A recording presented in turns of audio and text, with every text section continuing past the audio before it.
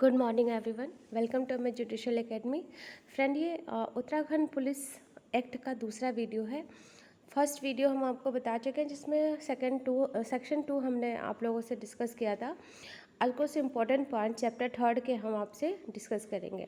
तो हम अपना वीडियो स्टार्ट करते हैं। सेक्शन 3 आप लोगों को सबसे पहले जो इम्पोर्टेंट पॉइंट्स है मैं आप लोगों को वीडियो के थ्रू बता दूंगी। आप लोग वो पॉइंट्स और वो सेक्शन ज़रूर याद कर लीजिएगा। तो जैसे कि सेक्शन 3 आप लोगों को पढ़ने में इम्पोर्टेंट अपने आप लगेगा कि constitution of the police force for the state, राज्य के लिए पुलिस बल का गठन किस सेक्शन के अंतर्गत किया जाता है? सेक्शन 3 के अंतर्गत। सबसे पहले आप याद रखिएगा। और इसमें आप लोगों को कुछ नहीं याद रखना, सिर्फ सेक्शन आप लोग याद रखिएगा कि constitution of the police force of the state किस सेक्शन के अंतर्गत किया गया है? सेक्शन 3 में, जिसमें कहा गया है कि राज्य के लिए एक पुलिस बल होगी और पुलिस बल में कौन से मेंबर्स होंगे? वो सभी रैंक्स और सभी मेंबर्स होंगे जो कि गवर्नमेंट जनरल या स्पेशल ऑर्डर के द्वारा प्रिस्क्राइब करें।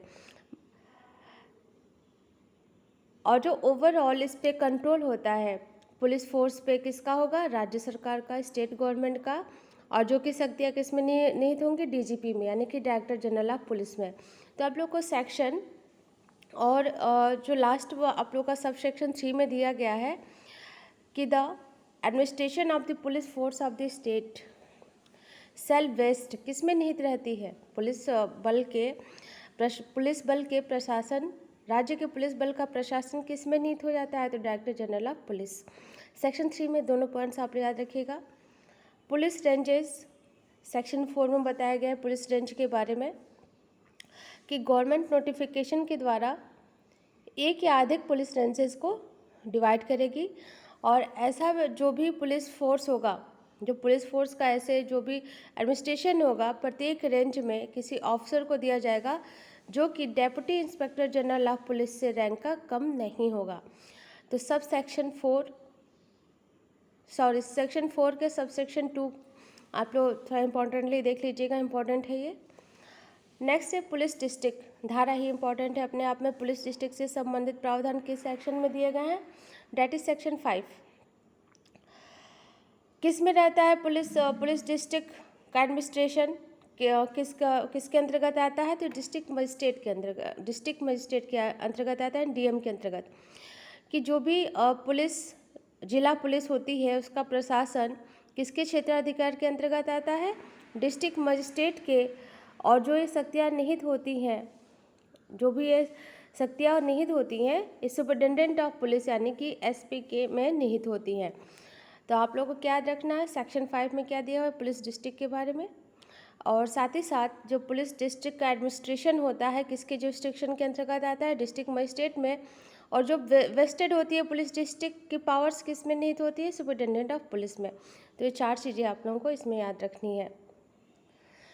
बट एक ही चीज़ और ध्यान दीजिएगा कि जो सुपरिटेंडेंट ऑफ पुलिस होगा ये किसके डायरेक्शन और कोऑर्डिनेशन में काम करेंगे? तो ये डिस्ट्रिक्ट मजिस्ट्रेट के general coordination and direction of में काम करेंगे। सेक्शन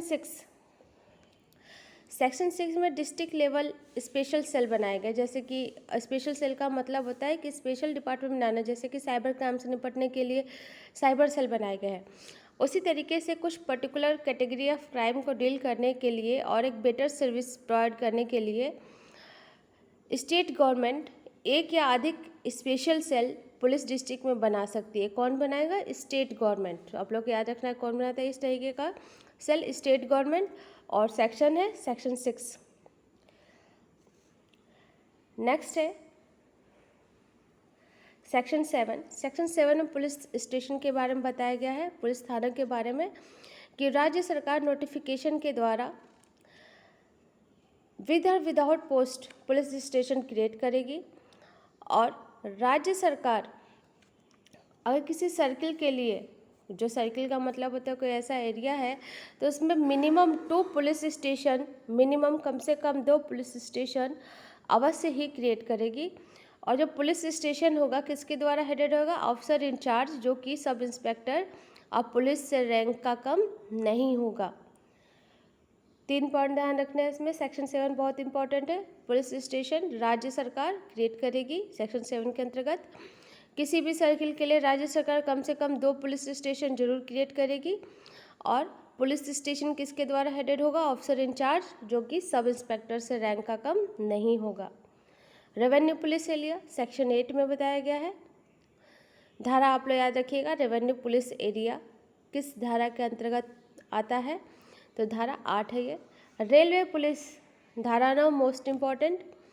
रेलवे पुलिस की धारा कौन सी है? धारा 9, जिसमें कहा गया है कि राज्य सरकार नोटिफिकेशन के द्वारा एक या एक से अधिक रेलवे पुलिस डिस्ट्रिक्ट क्रिएट करेगी, जो कि किसके कंट्रोल में होगा? सुपरिटेंडेंट ऑफ पुलिस के। सुपरिटेंडेंट ऑफ पुलिस के कंट्रोल में होगा। ये पॉइंट बहुत इंपॉर्टेंट है, ध्यान रखिएगा आप लोग धारा। और ये पॉइंट कि रेलवे पुलिस किसके कंट्रोल में होता है? तो सुपरिटेंडेंट ऑफ पुलिस के कंट्रोल में होगा, इंक्लूडिंग सच रेलवे एरियाज, उन रेलवे एरियाज को जो कि राज्य सरकार नोटिफिकेशन के द्वारा स्पेसिफाई करे। नेक्स्ट सेक्शन है इंटेलिजेंस डिपार्टमेंट, इसका सेक्शन 9 का सब सेक्शन 3 आप लोग जरूर देखेंगे, जिसमें बताया गया है कि राज्य सरकार नोटिफिकेशन के द्वारा एक या एक से अधिक पुलिस स्टेशन रेलवे पुलिस जिले में जरूर ही नियुक्त करेगी, जो कि हेडेड किसके द्वारा होगा? तो ऐसे ऑफिसर के द्वारा जो कि सब इंस्पेक्टर से रैंक का कम नहीं होगा। नेक्स्ट है इंटेलिजेंस डिपार्टमेंट, बहुत इंपॉर्टेंट धारा है सेक्शन 10। इंटेलिजेंस डिपार्टमेंट का गठन किस धारा के अंतर्गत किया जाता है? धारा 10 के अंतर्गत। राज्य सरकार करती है। इंटेलिजेंस डिपार्टमेंट का गठन क्यों किया जाता है? तो for the collection, coalition, analysis and dissemination of intelligence, इसके लिए किया जाता है इंटेलिजेंस डिपार्टमेंट का गठन। तो धारा याद रखनी है, कौन करता है ये याद रखिएगा आप लोग, और किस लिए किया जाता है, ये 3 चीज़ें आप लोग धारा 10 में याद रखेंगे। सेक्शन 11 क्राइम इन्वेस्टिगेशन डिपार्टमेंट के बारे में बताता है, जिसमें कहा गया है कि द स्टेट गवर्नमेंट, राज्य सरकार जनरल या स्पेशल ऑर्डर के द्वारा क्राइम इन्वेस्टिगेशन डिपार्टमेंट क्रिएट करेगी। किस लिए? For investigation of specified crimes, जो विशिष्ट अपराध होते हैं उनकी जांच के लिए। और जो कि डायरेक्शन कौन देगा पुलिस को ऐसा करने के लिए? तो स्टेट गवर्नमेंट या director general of the police. Section 12 आपकी स्पेशलाइज्ड पुलिस फोर्स के बारे में बताता है, जिसमें कहा गया है कि राज्य सरकार जनरल या स्पेशल ऑर्डर के द्वारा स्पेशलाइज्ड पुलिस फोर्स का गठन करेगी और ऐसे पुलिस ऑफिसर्स के नंबर, उनके कार्यों और रिस्पॉन्सिबिलिटी का निर्धारण करेगी। नेक्स्ट इसमें जो पॉइंट आप लोग मोस्टली इम्पॉर्टेंट याद रखना है,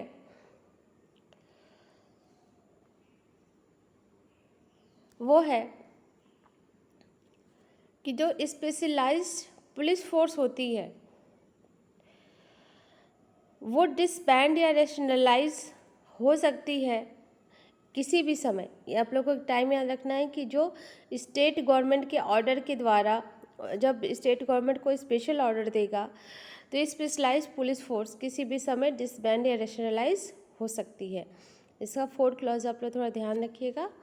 नेक्स्ट है सेक्शन 30, जिसमें बताया गया है कि टू असिस्ट डिजास्टर, आप लोग ऐसे याद रखिएगा कि जो आकस्मिक सिचुएशन आ जाता है, जैसे अभी कोविड आया था हमारे देश में, उसी तरीके से अगर कोई ब्रीच ऑफ पीस हो रहा है या कोई डिजास्टर मैनेजमेंट हो रहा है, मैनेजमेंट फंक्शन करना है, और उसमें इस कोर्ट या प्रिजनल्स or to discharge such other duties which may require special weapon and tactical team or presence of armed police, the state government shall create armed police units or special armed police unit with appropriate manpower strength in the form of an armed police reserve for each police district and armed police battle। तो इसमें आप लोग क्या ध्यान रखना है कि अगर कोई ऐसी सिचुएशन पड़ गई तो उस समय state government armed police unit या स्पेशल आर्म्ड पुलिस यूनिट पर्याप्त मैन पावर्स के साथ गठित कर सकती है। बहुत इंपॉर्टेंट सेक्शन में भी पॉसिबिलिटी है कि 100% आपके एग्जाम में है। सेक्शन 13 ध्यान रखिएगा इसको आप लोग। सेक्शन 14 में स्पेशल पुलिस फोर्स के बारे में, पुलिस ऑफिसर्स के बारे में बताया गया है, जिसमें कहा गया है कि subject to the rules prescribed in this behalf the superintendent of police shall under special circumstances appoint a special police officer in consultation with the district magistrate. विशेष पुलिस अधिकारी धारा 14 में नियुक्त किया जाएगा।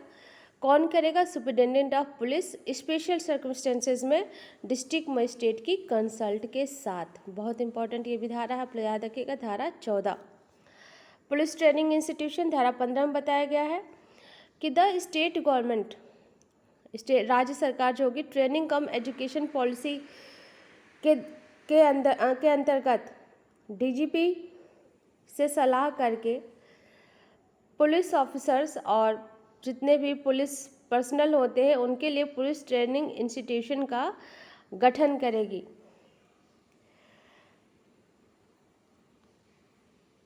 नेक्स्ट है सेक्शन 15। सेक्शन 15 आपके police training institution को डील करती है, जिसमें कहा गया है